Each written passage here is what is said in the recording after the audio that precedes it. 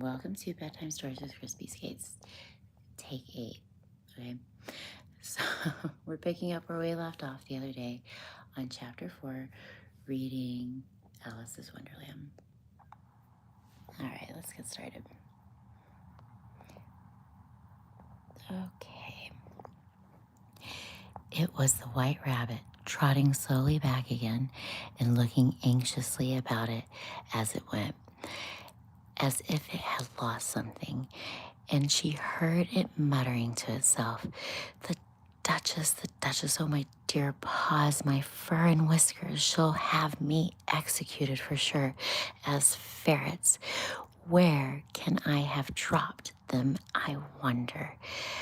Alice guessed in a moment that it was looking for a fan and a pair of white kid gloves, and she was very good-naturedly began hunting about for them, but they were nowhere to be seen.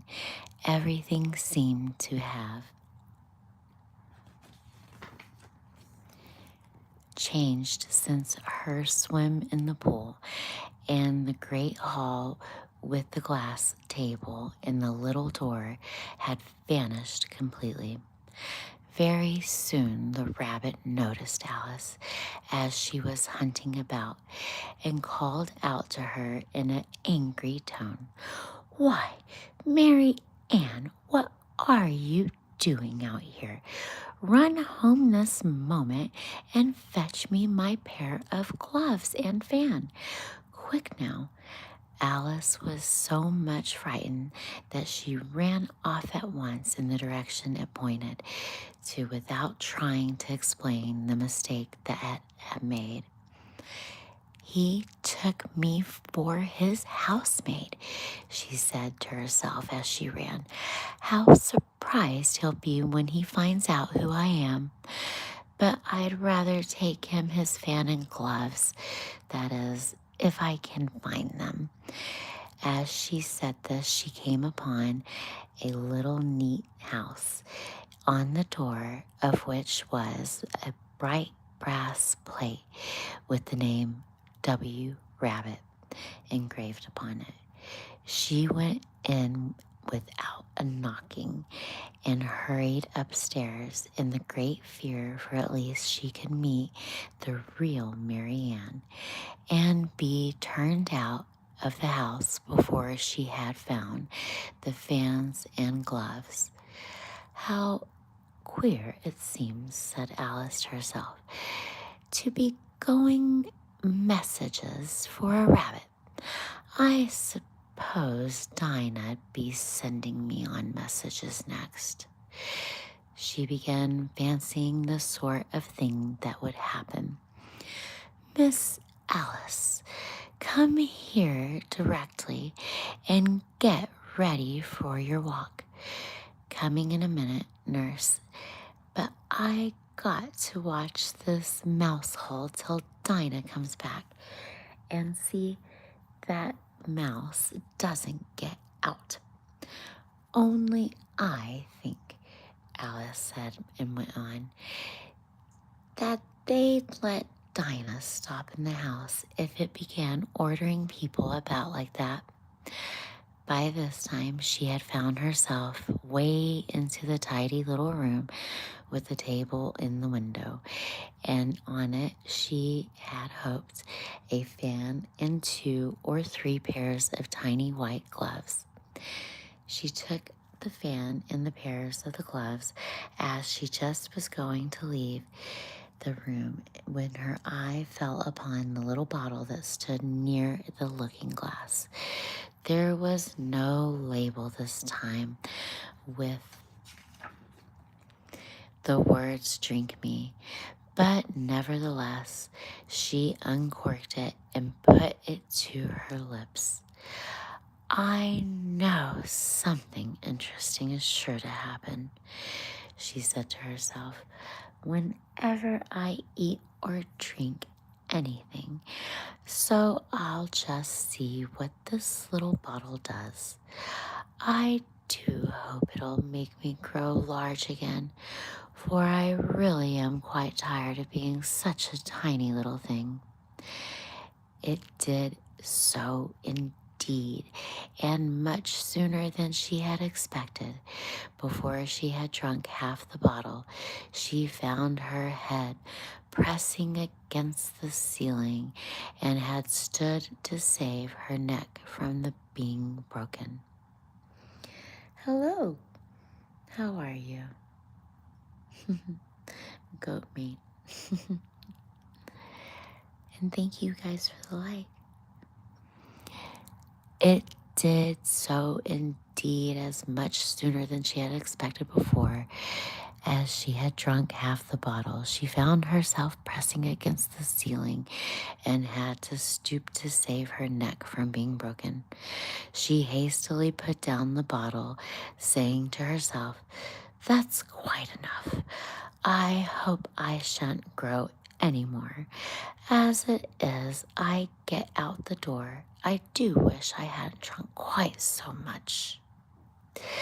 Alas, it was too late to wish that. She went on growing and growing, and very soon had to kneel down on the floor. Another minute, there was not even room for this, and she had tried the effect of laying down with one elbow against the door and the other arm curled up behind her head. Still, she went on growing, and at last resource, she put one arm around the window and one foot up the chimney and said to herself, "Now I can do more. Whatever happens will become of me." Luckily, Alice, the little magic bottle, had now its full effect, and she grew now larger. Still, it was very uncomfortable, as there seemed to be no sort of chance of her ever. Good night. Amen. We'll do some more Bible reading soon one time, but we're not done finished yet. I go back and forth,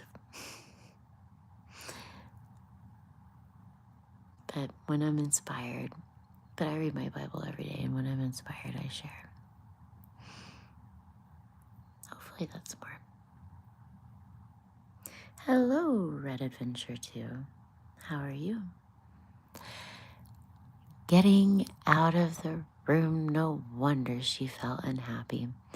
It was much pleasanter at home, thought poor Alice, when she wasn't always growing larger and smaller and being ordered about by mice and rabbits. I almost wish I hadn't gone down that rabbit hole, and yet it's rather curious, this sort of life. I do wonder what can happen to me. When I used to read fairy tales and fancy that kind of thing never happened, now here I am in the middle of one. There ought to be a book written about me. That there ought. And when I grow up, I'll write one. But no, I'm not grown up. And she added in a sorrowful tone, "At least there's no room for me to grow any more here." But then, Alice, shall I never get any older than I am now? Of course not. That will be comfort one day, never to be an old woman, but then always to have lessons to learn. Oh, shouldn't that be like? "Oh, you are foolish, Alice," she said to herself. "How can you learn lessons in here while there's hardly any room for your head and no room at all for any lesson books?" And so she went on taking the first one side and then the other and making quite a conversation of it all together to herself. But after a few minutes, she heard a voice outside, she hoped, and stopped to listen. "Marianne? Marianne," said the voice, "fetch my white gloves this moment." And then the little patting of feet on the stairs. This is called Alice's Wonderland. The little pattering of feet on the stairs knew it was the rabbit coming up to look for her, and she trembled till she shook the house, quite forgetting how big she was now, and 1,000 times as large as the rabbit, and had no reason to be afraid of it, but still was. Presently, the rabbit came up to the door and tried to open it, but the door opened inwards and Alice's elbow pressed hard against it, and the attempt proved a failure. Alice heard it say to itself, "Then I shall go around to the window." "Oh, hi, Charity. It's nice to meet you, and thank you for the likes. I'm doing much better now." Thank you for asking. Just making sure everybody else is okay. And now I'm back. Sometimes you guys worry me on here. But I love you all very much. Presently, the rabbit came up to the door and tried to open it, but the door opened inwards and Alice's elbow pressed against it, a failure again, and she heard it say to itself, "The window it is." "That you won't," thought Alice. And after waiting till she fancied and heard the rabbit just under the window, she suddenly spread out her hand and snatched the air. She did not get hold of anything, but she did hear a little shriek and fall and crash broken glass, from which concluded that it just possible had fallen into the cumbersome frame from something of the sort.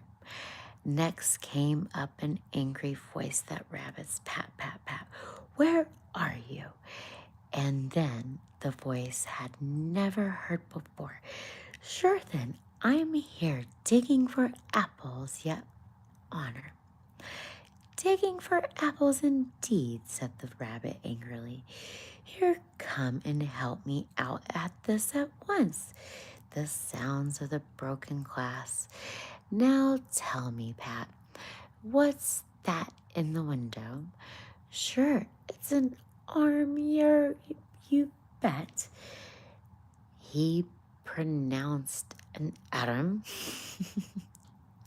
"An arm, you goose. You ever saw one that size?" I know it was a bad accent. It's live. What are you going to do? You ever saw one that size? Why, it fills up the whole window." "Sure it does. But an arm for all that. Well, go no business here, and rate go and take it away." There was a long silence after this, and Alice could only hear the whispers now, and then just as such. "Sure, I don't like it either, and at all. Do as I tell you, you coward." And at last she spread her hand open again and made another snatch at the air. And this time there were 2 little shrieks, one more sound of broken glass.